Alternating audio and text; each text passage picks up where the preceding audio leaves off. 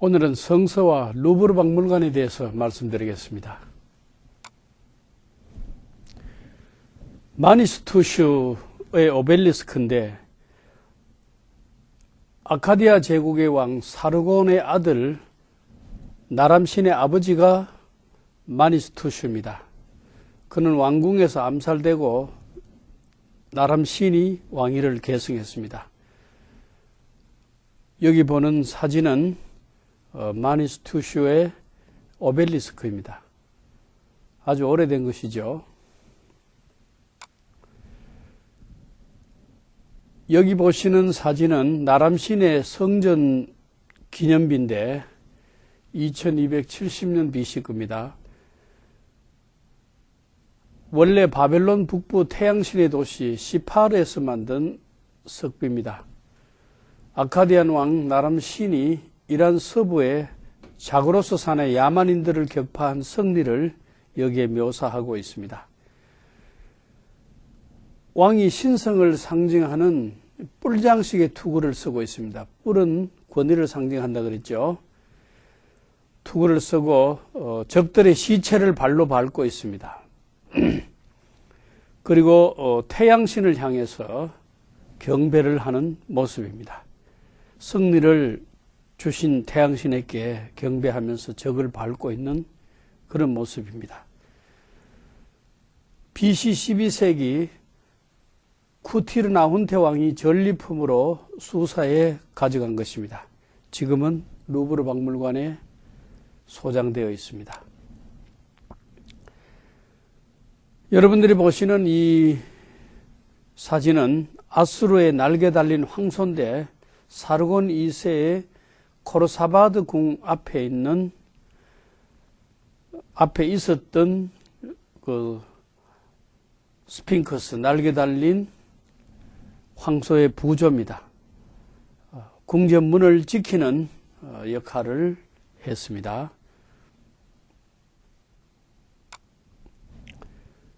지금 보시는 것은 아수르 제국 때에 레바논의 백향목을 배에 싣고 운반하는 그런 모습입니다.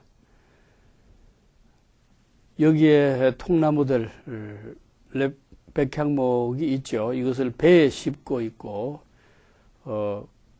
이 배 주변에는 물고기들이 있고, 또 바다에 있는 그런 성게라든지 여러 가지 바다에 있는 해초와 동물들이 보이고 있습니다.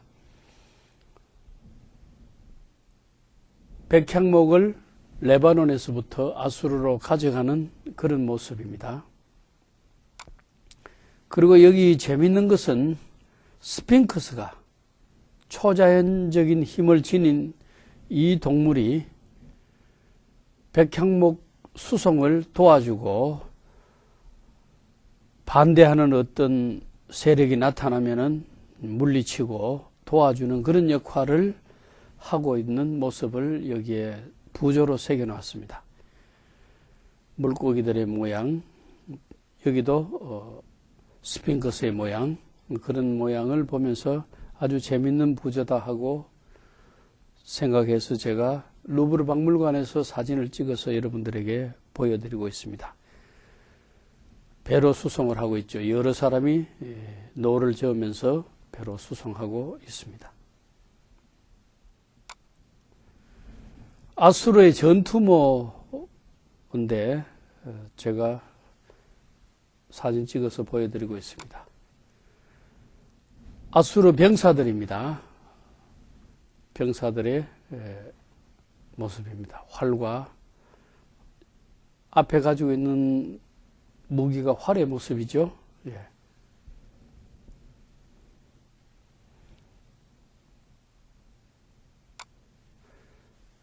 이 파주주인데 이 파주주상의 뒷면에는 이런 글이 새겨져 있습니다. 나는 폭풍과 가뭄을 가져다 주는 악한 바람신들의 왕 한비신의 아들 파주주신이다. 파주주신의 모습입니다.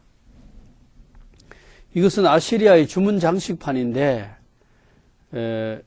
이 장식판이 루브르 박물관에 소장되어 있는데 이 장식판 사진에서는 여기 나타나는 그림들이 좀 어두워서 정확하게 안 나타나기 때문에 이 장식판을 탁본한 사진을 한번 보겠습니다. 사진을 보고 제가 설명을 드리겠습니다. 탁본한 사진인데 가장 꼭대기에 마귀의 머리가 있습니다. 여기에 마귀의 머리가 있고 첫째 줄, 이 첫째 줄에는 하늘의 신들이 있습니다. 여러분 여기 보시면은 달신이 있고 여기에 태양신이 있고 여기에 아수르란 신이 있고 여기에 하늘의 신들이 있고 이 셋째 줄에 보면은 마귀가 병든 자를 위협하고 있습니다. 병자가 침상에 누워 있죠. 이 침상에 누워 있는 병자를 마귀가 위협을 하고 있는 모습이 있습니다. 마귀들입니다. 그리고 지옥이 그 밑에 있습니다. 여기는 이 밑에는 지옥의 모습입니다. 이 주문 장식판인데 아수르 겁니다. 이것이 바로 드라빔입니다. 가정의 수호신으로 가정을 지키고 출산과 풍요를 준다고 생각했습니다. 메소포타미아에는 약 2000 종류의 이런 신들이 있었다고 합니다. 이것은 에스누나에서 출토된 것인데 지금 루브르 박물관이 소장하고 있습니다. 이것도 흙으로 만들어진 테라코타 신상, 또 여기 점토판, 이런 모습들입니다. 이것은 함무라비 법전인데 함무라비 법전의 원본을 지금 루브르 박물관이 소장하고 있습니다. BC 1800년의 것으로 높이 2.25m의 검은 현무암에 법전이 새겨져 있습니다. 여기 새겨진 법전의 글들을 볼 수가 있죠.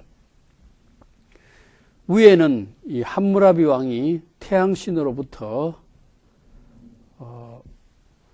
이 법전을 받는 모습인데 태양신 앞에 함무라비 왕이 서서 기도하고 있습니다. 이 함무라비 법전은 모세율법과 함께 세계 법률의 대표적인 고전이라고 할 수가 있습니다.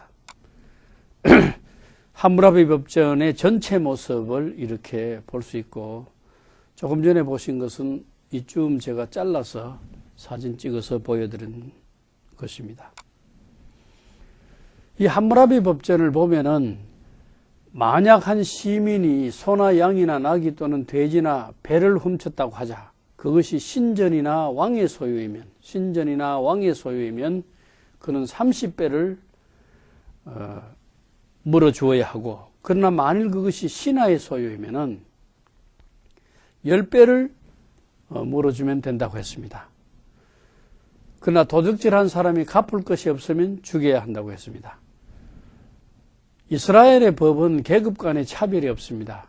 하나님께서 모세에게 주신 율법을 보면은 잘못은 누구에게나 똑같이 벌이 적용되는 것이지, 신분 고하에 따라서 또 그것이 왕의 것이든 누구의 것이든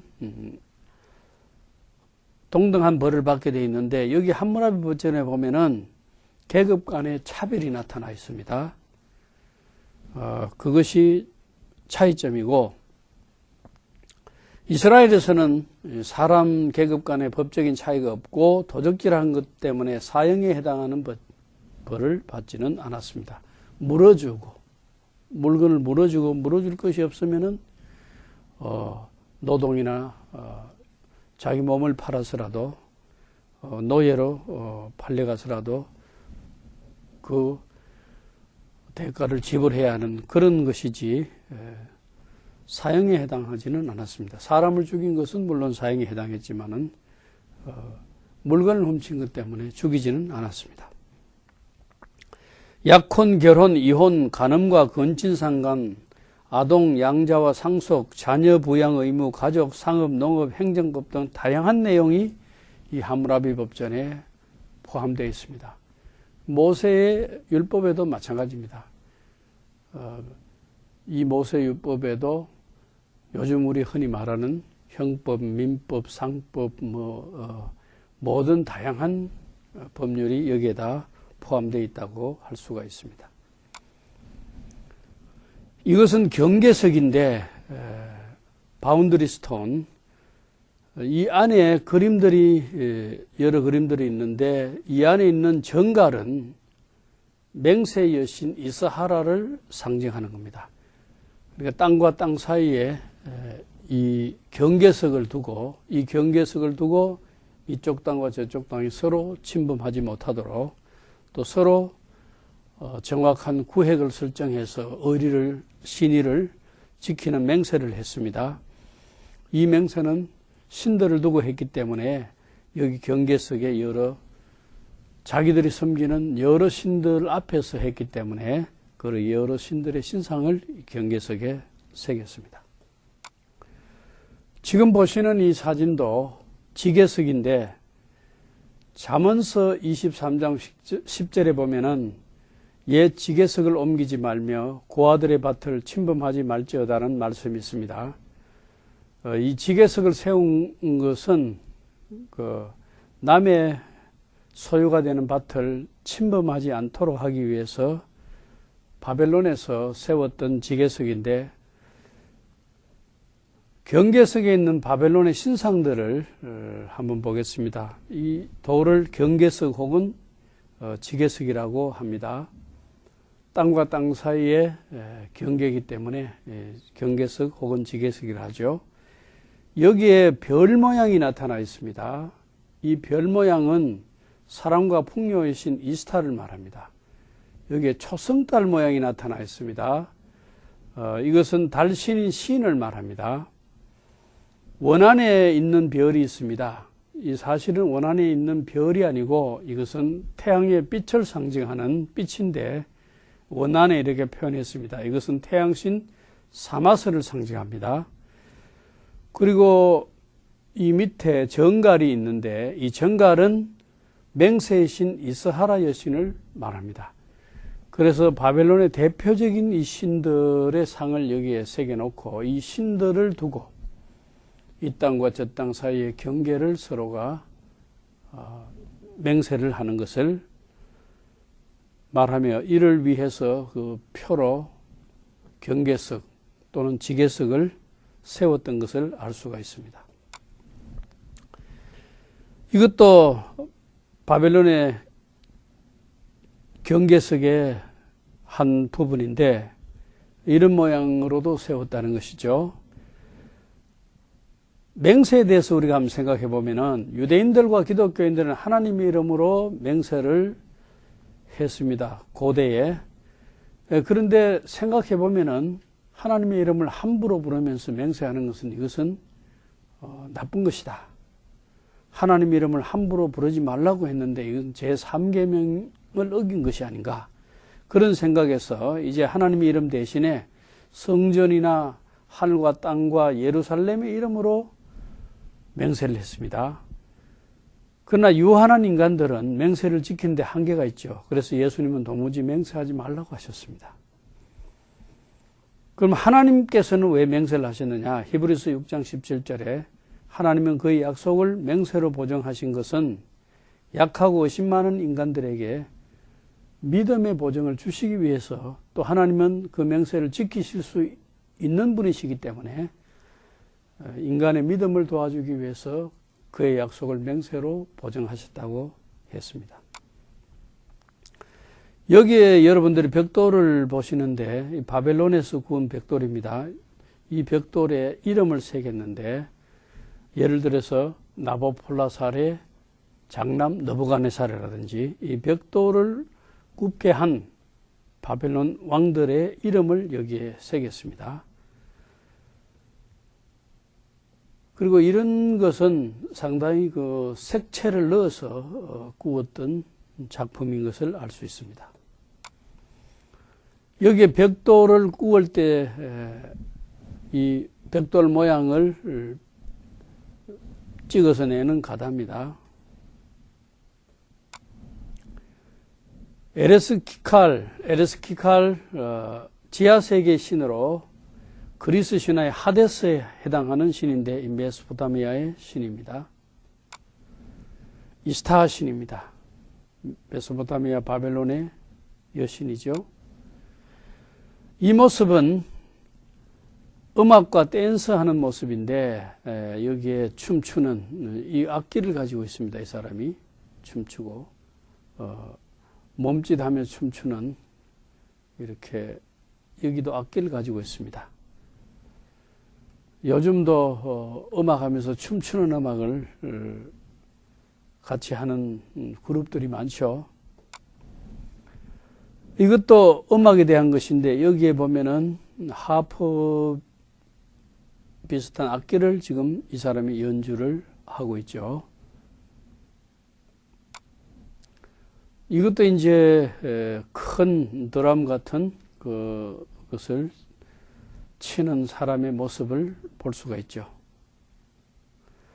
이런 것을 보면서 메소포타미아의 바벨론의 그 당시 음악에 대한 수준, 또 음악에 대한 관심, 이런 것들을 살펴볼 수가 있죠. 이것은 아동용 왕군대 마차 모양을 한 것인데 그 당시 벌써 이럴 때에 이 바퀴를 사용했다는 것을 이 왕구를 통해서 알 수가 있죠. 여기는 그 당시 생활 모습인데 물고기를 잡아서 들고 가는, 사냥을 해서 짐승을 가져가는 이런 모습들을 볼 수가 있습니다.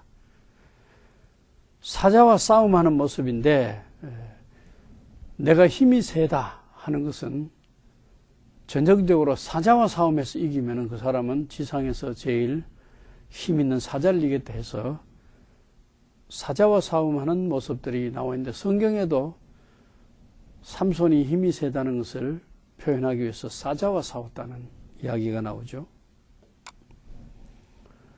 이것은 사랑을 나누는 모습입니다.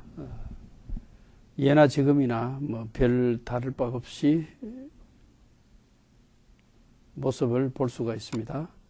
이것도 이제 사랑을 나누는 모습, 팔짱을 끼고 하는 모습이죠. 이런 테라코타들은 이런 가다를 만들어서 눌러서 만들었습니다. 이런 판을 만들어서 테라코타를 찍어 만들죠. 이것은 청동으로 만든 거울인데 지금은 많이 녹슬어 있지만은 이것을 아주 깨끗하게 닦아서 얼굴을 비추어 보았습니다. 요즘 거울의 원시적인 형태라고 볼 수 있죠. 이것은 승리를 표시하는 모습인데 수사에 있던 것을 루브르 박물관이 가져다 두었습니다. 여기 보면은 이 사람이 망치로 이 꿇어 엎드려서 용서를 비는 사람의 머리칼을 잡고 내리치려는 모습을 볼 수가 있죠. 여기는 이 사람의 등에 무거운 짐을 지워서 가게 하고 활을 가지고 또 이 사람을 후리치는 어떤 매를 가지고 가는 모습이 있죠. 이런 사람들은 전부 다 정복당한 사람들이고 이런 사람들은 정복한 사람들의 모습이죠. 페르시아 궁수들인데 여기 활을 가지고 있는 모습을 볼 수 있고 화살통을 또 어깨에 메고 있는 모습을 볼 수가 있죠.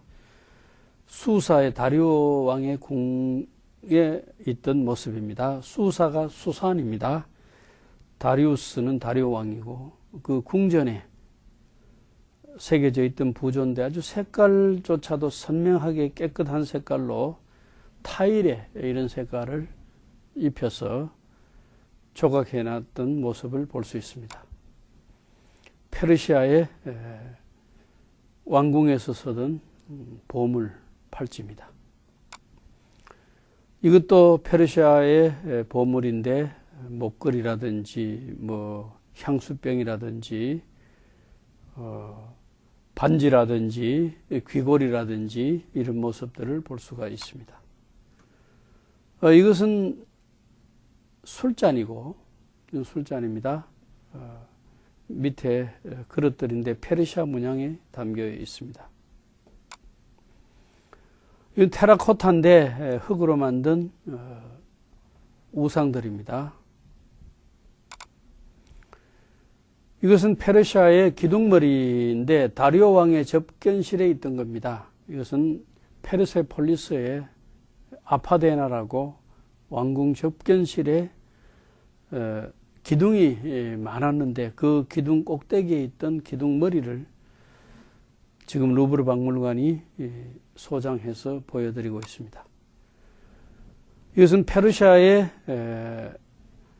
스핑크스인데 스핑크스 위에 아후라마즈다라는 페르시아 조라스트교의 최고 신의 모습이 새겨져 있고 밑에 날개 달린 사자, 여기서는 발톱을 보니까 황소가 아니고 사자죠. 스핑크스의 모습을 볼 수 있습니다. 그리고 이런 그 스핑크스가 지혜를 가졌다는 뜻에서 얼굴은 사람의 얼굴을 하고 있습니다.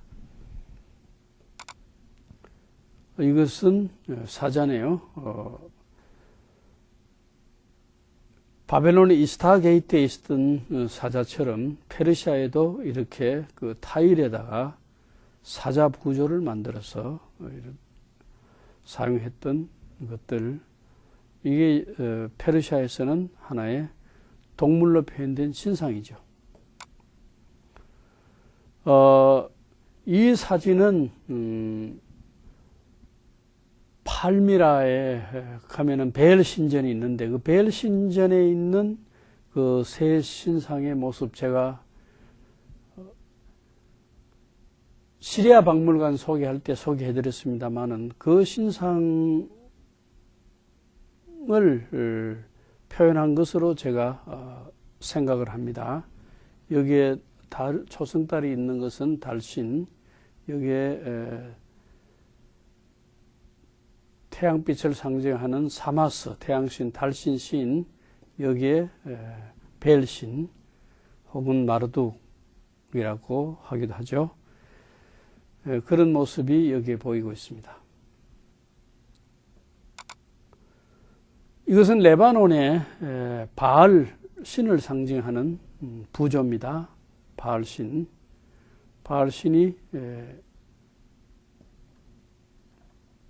그 모습을 한 손에는 망치를 들고 공포의 대상이 되고 있고 한 손에는 이 천둥 번개를 지배하는 상징으로 나타나 있습니다.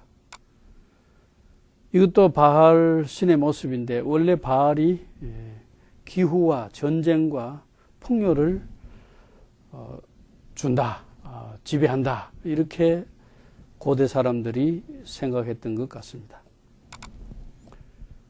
여기에 바알상들이 여러 바알상들을 한 곳에 모아둔 곳이 있습니다. 다 크고 작은 바알상들입니다. 이 부조는 사자를 타고 있는 바알입니다. 사자를 타고 있는 바알. 바알이 사자를 타고 있습니다. 이 밑에 사자를 타고 나타난 바알의 모습입니다. 천둥 번개를 손에 쥐고 황소를 타고 있는 바알입니다. 이건 사자가 아니고 황소를 타고 있는 바알입니다. 이 부조는 사자를 타고 나타난 이스타신입니다. 이스타신이 사자를 타고 나타난 모습. 이것은 그 레바논의 비블로에서 발굴한 이집트의 상들인데 제가 레바논 말씀드릴 때 설명했지만은 비블로스가 이집트하고 교역이 참 많았습니다. 그렇기 때문에 비블로스에는 이집트의 유물들이 많이 나오는데 여기에 보이는 이 유물들도 비블로스에서 발굴한 이집트의 상들인데 이것이 지금은 루브르 박물관에 소장되어 있습니다. 이것은 모압왕 메사의 석비인데 모압왕 메사는 엘리사 시대의 모압왕인데 메사의 석비 14째 줄에서 18째 줄에 여기에 어떤 말이 있느냐 하면은 그모스 신의 명령으로, 이 모압의 국가신이 그모스입니다. 그모스 신의 명령으로 모압 왕 메사가 밤에 전쟁에 나가서 정오까지 싸워서 너보산 지방을 이스라엘 왕으로부터 빼앗고 남녀와 외국인을 합쳐 7,000명을 죽이고 하나님의 전의 기명을 가져가서 그모스 신당에 두었다는 기록이 있습니다. 그러니까 이것은 모압 왕 메사가 자기의 전쟁 승리를 기념하는 석비를 만들었던 것입니다. 이게 언제 거냐 하면은 메사 당시에 거기 때문에 BC 9세기입니다. 이 모압 왕 메사에 대한 이야기가 바로 열왕기하 3장 4절 이하에 나와 있습니다. 여러분들이 성경을 통해서 한번 찾아보시기 바랍니다. 메사는 아하방 시대 새끼양 10만 마리와 순양 10만 마리의 틀을 조공으로 이스라엘 왕에게 바쳤는데 아하방이 죽은 뒤에 이스라엘 배반했다는 기록이 열왕기하 3장 4절에서 5절에 나와 있습니다. 그래서 여기에 괘씸하게 느낀 이스라엘 왕과 또 이스라엘 왕의 요청을 받은 유다 왕과 에돔 왕이 세 나라가 연합군을 만들어서 모압을 치려고 나섰습니다. 광야길을 돌아 7일 동안 진군했을 때 사람과 가축에 먹을 물이 떨어졌습니다. 그러니까 이제 죽게 됐습니다. 물이 없으면 죽을 수밖에 없죠. 그럴 때에 이스라엘 왕이 엘리사를 찾아갔어요. 엘리사는 이스라엘 왕은 마음에 들지 않았습니다. 믿음이 없는 왕이고 하나님 앞에 신뢰받지 못한 왕이기 때문에 마음에 안 들었지만은 함께 전쟁에 참여하고 있었던 유다 왕 여호사밧을 생각해서 하나님의 말씀을 전한 내용이 열왕기하 3장 14절에 나와 있습니다. 하나님께서 골짜기에 가득 차도록 물을 주실 것이며 모압 사람들을 넘겨주실 것이라고 했습니다. 이스라엘, 유다, 에돔의 연합군은 모압 왕 메사를 하나님의 도우심으로 무찌르고 전세가 불리했던 모압 왕 메사는 왕이 될 마다들을 자기 마다들을 성벽 위에 올려놓고 자기 신 그모스에게 제사를 드렸다는 이야기가 열왕기하 3장 6절에서 27절에 나와 있는데 제가 그 모압 왕 메사가 자기 아들을 제물로 바쳤던 그 길하렛의 성 사진을 보여드리겠습니다. 이것이 길하렛의 성 사진인데 여러분 요르단에 가시면은 여기 카락 길하렛의 성 그쪽의 모양을 볼 수가 있습니다. 지금은 이 카락성입니다. 옛날에는 성서시대는 길하렛의 성입니다. 이것은 그 이집트에 있던 그 유물인데 지금 루브르 박물관에 소장하고 있는데 삼각 하프입니다. 이런 모습으로 현이 돼서 삼각 하프입니다.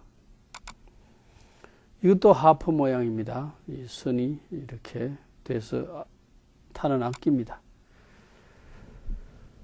세라피스 신상의 모습인데 이 세라피스는 이집트의 톨레미 1세의 명령으로 그리스 사람과 이집트 사람을 융합해서 만든 신인데 그리스 사람들은 그 신을 사람의 얼굴로 표현하는 걸 좋아했어요. 그래서 사람 남자의 얼굴 제일 잘생긴 얼굴은 바로 제우스다 했는데 여기에 가장 잘생긴 제우스 얼굴을 갖다 놓고 이집트의 아이콘을 씌우고 이 신이 풍요와 소생을 상징한다 그랬습니다. 그래서 세라피스 숭배는 로마 시대까지 성행했는데 이집트 밖에서는 오시리스를 대체하는 신이 되기도 했어요. 그러다가 391년 AD에 기독교 국가가 되면서 이교 폐지령으로 이런 신들은 다 사라졌습니다. 그래서 동물의 머리는 그리스 사람에게 인기가 없습니다. 사람의 모습을 한 우상을 선택했는데 이 제우스의 얼굴입니다. 그리고 이름을 세라피스라고 한 것은 오시리스, 이집트 신화의 오시리스와 그 다음에 아피스 신 둘을 합쳐가지고 세라피스라 그랬습니다. 얼굴은 제우스의 얼굴을 하고, 이렇게 세라피스 신을 톨레미 1세가 만들었습니다. 이것은 분향단입니다. 신전에 향을 피우던 분향단. 이것은 아피스 신의 모습인데, 아피스는 황소신입니다. 여기 황소신이고, 여기에 이 아피스가 태양신이라는 걸 상징하기 위해서 여기에 선 디스크, 태양을 표시하는 둥근 원을 여기에 입혀놨습니다. 발이라든지 머리라든지 몸통이 다 황소죠. 그리고 이 아피스 신은 이런 모습으로도 표현하지만은 또 이렇게도 표현했습니다. 이것도 아피스 신의 모습입니다. 아피스는 고대 이집트 멤피스 지역에서 숭배받던 성스러운 소입니다. 멤피스 지역은 지금 그 기자에서 멀지가 않죠.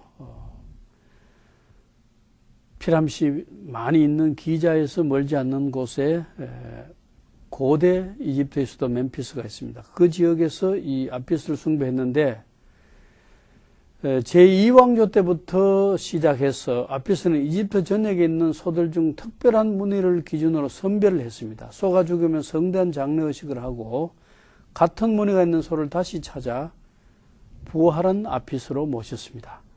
그러니까 아피스가 죽으면 장례해버리고 다시 아피스 그 같은 무늬 있는 소를 찾아서 이 아피스가 바로 죽었던 이 아피스가 부활한 것이다 하고 그렇게 섬겼다는 겁니다. 하토르 신이 있는데, 이 하토르는 암소신입니다. 이 하토르는 사랑과 미의 여신이고 오시리스와 이시스의 아들인 호루스의 부인입니다. 태양신 나의 딸입니다. 고대 그리스인들은 하토르를 아프로디테와 로마인들은 비너스와 동일시했습니다. 이 하토르 신의 모습입니다.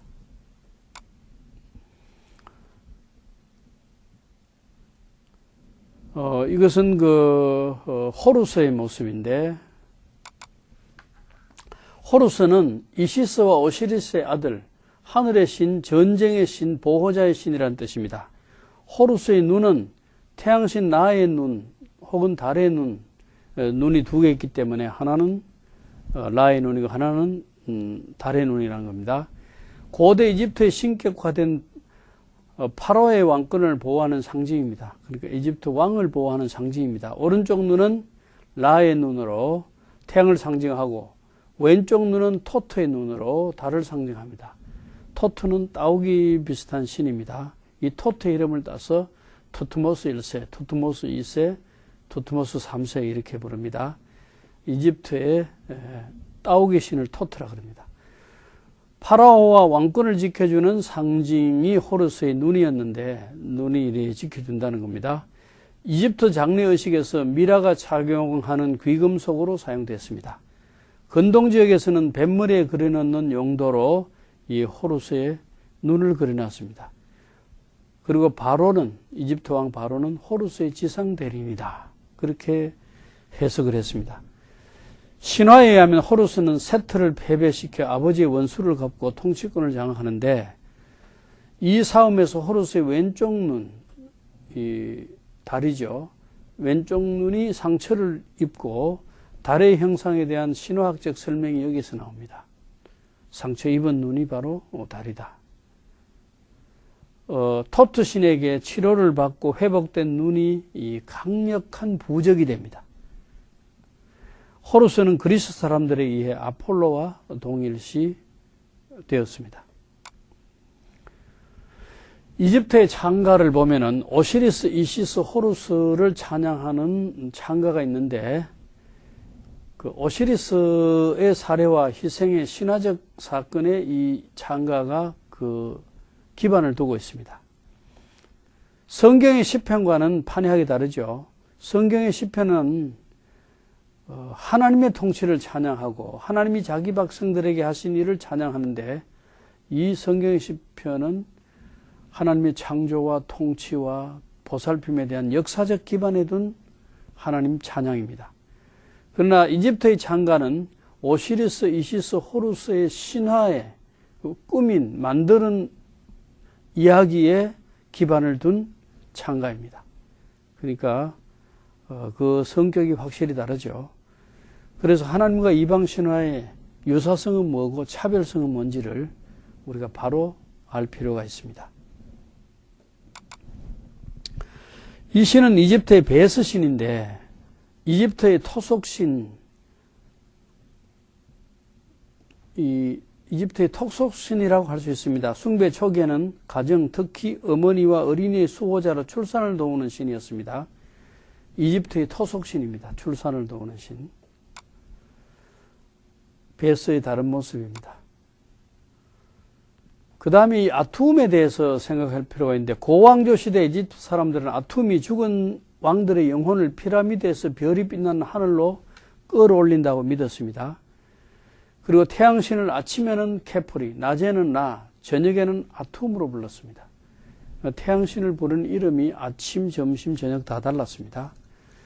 스스로 창조된 신, 어두움과 끝이 없는 무태 10년에서 나타난 첫 번째 존재, 바로 그가 아툼이다. 혼돈 속에 포함된 에너지와 물질의 산물, 그리고 이 아툼신은 신과 인간들을 고독한 가운데서 창조했다. 이렇게 아툼에 대해서 설명하고 있습니다. 공개의 신 수와 습계의 여신 테프누트를 입으로 내뱉어 창조하고, 남매 신들은 그들을 둘러싸고 있던 태고의 물들에 대한 호기심으로 물들을 탐구하기 위해 갔다가 어둠 속에 사라지고 말았어요. 자녀를 잃은 슬픔으로 아툼은 사자를 보내 찾았으며 그들이 돌아왔을 때 그가 흘린 기쁨의 눈물이 첫 인류가 됐다. 어떻게 보면 좀 황당한 이야기들이 아툼의 창조 신화에 나타난 이야기들입니다. 공개의 신 수는 건조하다는 뜻인데, 이 공개의 신 수는 습계의 여신인 누이 테프누트와 결혼해서 대지의 신인 게보와 하늘의 여신 누트를 낳았다는 겁니다.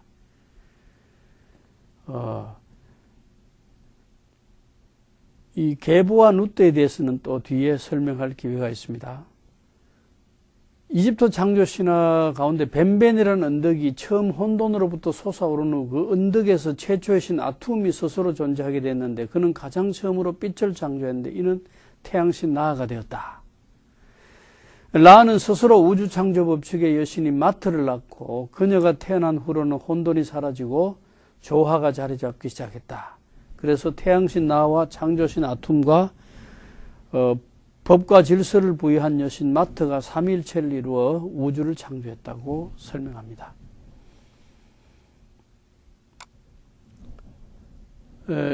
우리가 지금 여기서 보는 이 신은 이집트 신화의 이시스 신입니다. 이시스 신이 호루스를 젖먹이는 모습입니다. 이시스는 땅의 신 게보와 하늘의 신 누트의 딸입니다. 그리고 그 남편이 오시리스인데, 이 오시리스가 셋에게 살해당했습니다.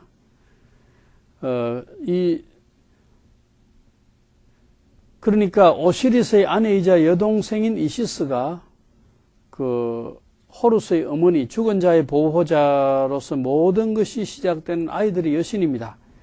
그 고대 이집트인들은 죽은 남편 오시리스에 대한 이시스의 슬픈 눈물 때문에 매년 나일강이 홍수로 범람한다, 이렇게 믿었습니다.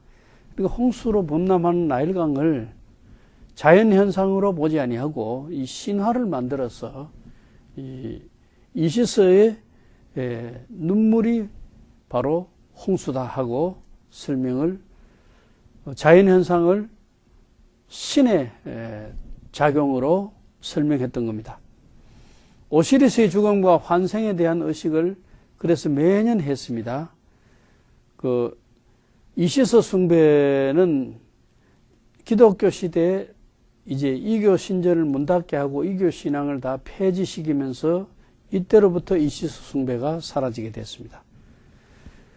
근데 조금 전에 우리가 이시스가 자기의 아들 호루스에게 젖먹이는 모습을 보았는데, 이 모습을 이집트 교회, koptic 교회는 성모 마리아가 예수를 안고 있는 모습의 성화에다가 일반 민중이 가장 잘 아는 이 모습을 도입을 해서 토착화시켰습니다. 그래서 잘못하면은 성모 마리아가 예수를 안고 있는 모습을 이시스가 호루스를 안고 있는 모습과 혼돈하기 쉽도록 되었습니다. 이 오시리스 신의 모습입니다. 오시리스 신의 모습입니다. 죽었다 살아났기 때문에 보면은 팔의 모습을 항상 이런 모습으로 하고 있습니다. 이 모습은 죽은 자의 모습이거든요. 그러나 다시 살았지만은 그건 죽었다 살았기 때문에 이런 모습을 하고 있습니다. 그 오시리스에 대해서 조금 더 말씀을 드리면은 땅의 신 게부와 하늘의 신 누트의 장남입니다. 바로는 오시리스의 화신으로 간주됐습니다. 그리고 생산의 신, 사람들의 절대적인 지지를 받고 시기한 동생 세트에 의해서 토막 살해됐습니다. 그러니까 오시리스를 죽인 것은 자기 동생 세트가 죽였습니다. 시기해서. 그래서 시체를 나일강에 뿌려버리는데, 이 나일강에 뿌려진 시체를 오시리스의 아내이면서 누이인 이시스가 다시 모아서, 이 토막 살해된 토막을 모아서 부활시켰다, 살렸다, 이렇게 말하고 있는 것이 이집트 신화입니다. 근데 그 토막 살해된 시체가 나일강에 떠다닐 때에 남근은 물고기가 따먹어 버렸다 그래요. 근데 남근 없이도 그 이시스 사이에 호루스라는 아들을 낳았다, 뭐 이렇게 이집트 신화가 이야기를 합니다. 오시리스가 살긴 했지만은 이미 죽었던 몸이기 때문에 지상으로 나올 수는 없고 저승세계 신으로 죽은 자들을 재판하는 역할을 담당한다는 겁니다. 그래서 오시리스는 부활과 재생을 의미합니다. 이집트에서는 오시리스의 재생을 경축하는 축제가 매년 열립니다. 오시리스의 죽음과 부활은 따지고 보면은 계절에 따른 식물의 죽음과 탄생을 설명하는 농경신으로 조각상에서 피부가 녹색을 하고 있습니다. 그러나 이런 이교 의식은 기독교 시대에 와서는 전부 폐지되어 버렸습니다. 어떤 사람은 예수의 부활을 이집트 신화의 오시리스의 부활 사상을 본받은 것으로 매도하는데, 이는 잘못된 주장입니다. 오시리스의 부활과 비슷한 신화는 세계 여러 나라에 많이 있습니다.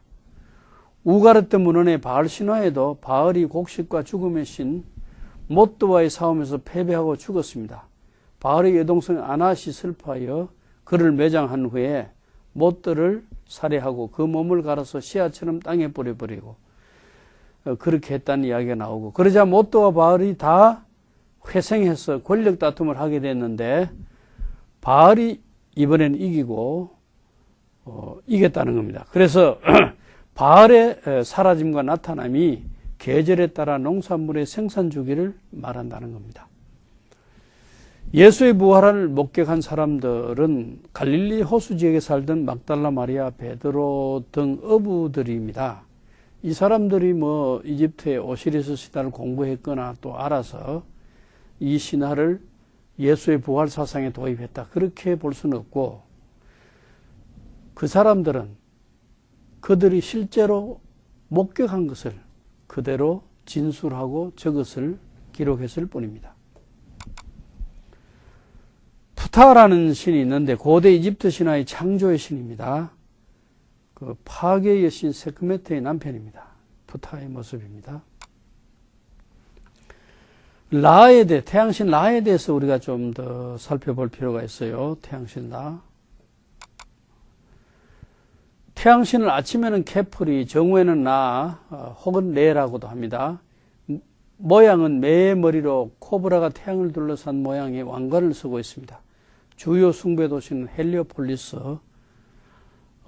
요셉이 온 제사장 보디베라의 딸과 결혼했다는 그 온 지역을 헬리오폴리스라고 합니다. 저녁에는 이 태양신을 아툼이라고 그랬습니다. 케프리 라 아툼. 이 라가 정오의 태양이 가장 그 빛이 강하죠. 이 라가 나중에는 호루스와 합쳐져서 라호라크티라고 또 불렸습니다. 이 라는 사람들이 그 라 신이 뭐가 좀 약하다 하면은 자꾸 다른 신하고 합칩니다. 합성신이 돼가지고 이것도 있다 이런 식으로 했습니다. 그래서 태양신은 바로를 보호하고 왕권을 상징했기 때문에 숭배의식이 더 강해졌어요. 신왕국 시대에 라는 이 테베 지역의 왕조, 신왕국 시대에 왕조였던 그 왕조가 아몬신을 섬겼기 때문에 이 라가 그때 가면은 테베 아몬하고 합쳐져 가지고, 그러니까 헬리오폴리스의 라가 테베 지역에 아몬하고 합쳐져서 아몬나 이렇게 됐죠. 그래서 다른 신과 합쳐서 그 세력을 더 강하게 과시하는 그런 일들을 했습니다. 헬리오폴리스는 온 지역인데, 온 지역은 태양신 숭배하는 곳이기 때문에 벳세메스, 벳은 집이고 세메스는 사마스, 태양신이죠.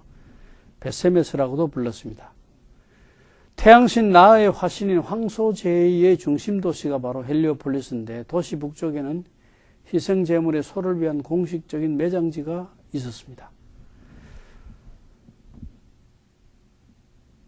사람들은 태양신 나가 모든 종류의 생명을 그 이름을 부름으로 창조했다고 믿고, 이집트 사람들은 사람이 라의 눈물과 땀으로 지어졌다고 생각하고 스스로 자기들을 라의 가축이라고 불렀습니다. 이스라엘 백성들이 시내산 아래서 금송아지를 만든 것은 이집트 생활에서 보고 배운 것인데, 아몬나, 아몬 혹은 레라고도 합니다만은, 아몬나에게 바치는 카이로의 찬양신은 황소를 찬양하고, 황소의 두 눈은 태양과 달이었으며 소와 태양이 아몬네 신앙과 결부되었습니다. 네페르템인데 고대 이집트에서는 그를 치유와 향기와 아름다움의 신으로 여겼습니다. 머리 위에 연꽃 또는 수련을 머리 위에 가지고 있었습니다.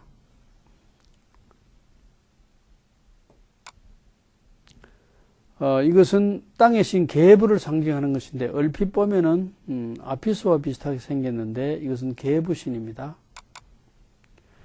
게브는 땅의 신입니다. 대지의 신. 헬리오폴리스의 엔네아드 창조신화에 따르면은 공기의 신인 게브와 습계의 여신인 테프누트 사이에서 태어났는데, 그는 이집트 우주관에서 초록색 피부를 가진 남자가 땅에 누운 모습을 하고 있습니다. 게브의 아내가 바로 하늘의 여신 누트입니다. 이 누트는 하늘의 여신인데 엔네아드의 9신 중에 하나인데 대지의 신 게브 위에 엎드려 있는 모습으로 표현됩니다. 누트의 옷은 별들이 수놓아져 있는 하늘로 표시되었고, 태양신 라가 태양의 돛담배를 타고 누트를 따라 여행한다고 했습니다. 오시리스와 이시스와 세트, 네프티스는 누트와 게브가 낳은 신들입니다. 엔네아드는 고대 이집트 종교의 9신의 집단인데 헬리오폴리스에서 숭배되었습니다. 창조신 아툼과 아툼의 자식들인 슈와 테프누트, 슈와 테프누트의 자식들인 게브와 누트, 게브와 누트의 자식들인 오시리스, 이시스, 세트, 네프티스로 이루어져 있습니다. 그래서 여기에 게브와 누트와 엔네아드, 고대 이집트 종교의 9신의 집단에 대해서 우리가 이집트 문화를, 이집트의 신화, 종교 문화를 이해하기 위해서는 살펴볼 필요가 있습니다. 여러분들이 여기서 보시는 것은 죽은 시신의 내장을 담아 보관하는 카노피 항아리입니다. 이것이 죽은 시체의 내장 담는 항아리입니다. 이것도 카노피 항아리입니다. 루브르 박물관에 소장되어서 이집트관에 보관되어 있습니다. 이 모습은 이집트의 서기관 모습인데 고왕국 시대 서기관의 모습입니다. 근데 이 눈이 수정을 박아넣어서 아주 살아있는 것처럼 눈동자를 그렇게 만들었다는 것을 알 수가 있습니다. 이것은 서기관의 모습이면서 또 펜과 펜 케이스의 모습입니다. 서기관들이 사용한 펜 케이스와 먹이 여기에 있습니다. 서기관의 모습도 여기에 있죠.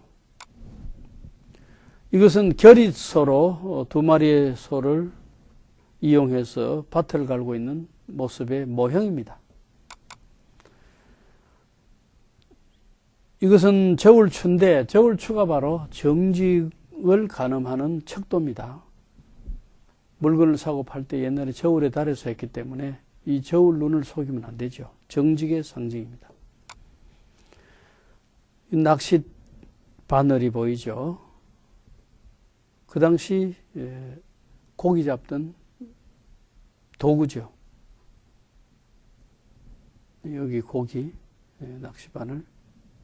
그 당시 문화를 알 수 있는 자료입니다. 이것은 화살통과 화살촉, 그 당시 전쟁 때 사용되던 무기죠. 여기에 화살과 화살통이 보입니다. 이것은 그리스관에 있는 것인데 아데미 신입니다. 사냥과 풍요의 신, 아데미 모습이죠. 아데미 모습의 상도 여러 가지로 만들었던 것을 알 수 있어요. 사냥을 표현할 때는 뭐 개를 가지고 있는 모습이라든지, 풍요를 나타낼 때는 유방을 많이 가슴에 달고 있는 모습이라든지, 뭐 역할에 따라서 상의 모습도 여러 가지로 변한 것을 알 수 있습니다. 이것은 사냥의 모습을 하고 있는 아데미 신의 모습이죠.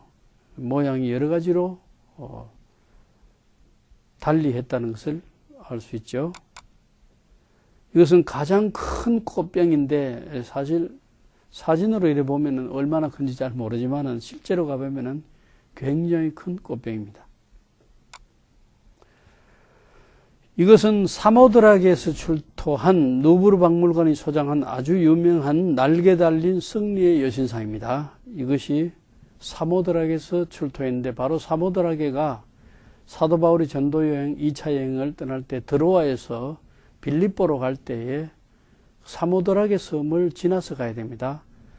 그 에게해에 있는 섬, 거기서 이 날개 달린 승리의 여신상을 출토해서 루브르 박물관이 소장하고 있는데 날개가 달려 있죠. 근데 목 부분은 날아가고 없습니다.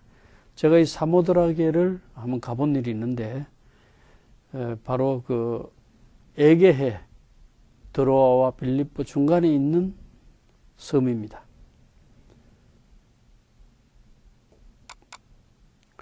이것은 그리스의 올림피아의 제우스 신전 모델을 만들어 놓은 것인데 여기 제우스 신상이 있죠. 지금은 이 모습이 다 사라지고 없습니다만은 고대의 모습을 재구성한 모델입니다. 루브르 박물관이 그 모델을 만들어서 소장하고 있습니다. 이것은 밀로의 비너스죠. 밀로의 비너스. 그리스 겁니다. 이것은 아폴론 대리석으로 되어 있는 건데 BC 350년경의 것이고, 이것이 참 인상적인 모습인데 로마의 마르시아스 상입니다. Figure of 마르시아스. 이건 복제품인데 이 벌거벗은 채로 나무에 매달려 있는 이 사람의 모습을 보면서 이것이 로마의 교수형 모습입니다. 로마에서 순교한 기독교인들의 모습이 어땠을까 하는 모습을 연상하기에 충분한 그런 모습입니다. 루브르 박물관이 지금 소장하고 있습니다. 오늘 분량이 좀 많아서 제가 말을 좀 빨리 하고 진행을 했습니다만은 상당히 많은 분량을 오늘 했습니다. 주로 루브르 박물관이 소장하고 있는 자료를 토대로 또 그 성서적인 배경과 또 신화적 배경을 소개해 드렸습니다. 감사합니다.